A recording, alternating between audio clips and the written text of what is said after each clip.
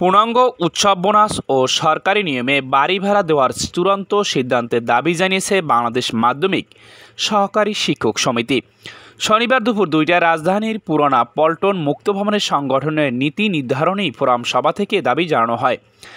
বাংলাদেশ মাধ্যমিক সহকারী শিক্ষক সমিতির কেন্দ্রীয় সভাপতি জাহাঙ্গীর হোসেনের সভাপতিত্বে ও সাধারণ সম্পাদক মোহাম্মদ নুরে আলম বিপ্লবের সঞ্চালনায় বিভিন্ন বিষয়ে মতামত তুলে ধরেন সংগঠনের সহসভাপতি ঢাকা মহানগরের আহ্বায়ক মোহাম্মদ ইয়াসিন, কেন্দ্রীয় সহসভাপতি সুশান্ত ভাওয়াল, সাধারণ সম্পাদক আসমান আলী, অর্থ সম্পাদক নিরঞ্জন সরকার, কেন্দ্রীয় সদস্য ওসমান গনি ও রফিকুল ইসলাম জাহিদ।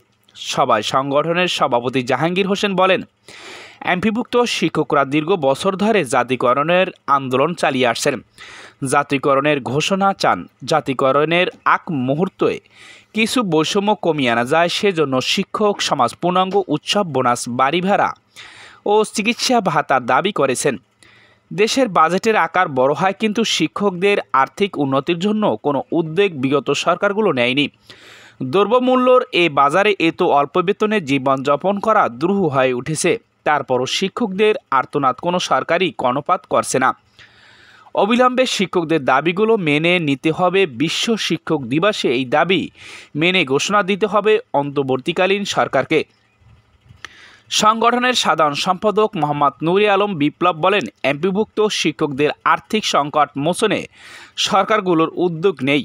শিক্ষকদের উপর বিভিন্ন অসঙ্গতিমূলক সিদ্ধান্ত চাপিয়ে দেওয়া হয়েছে।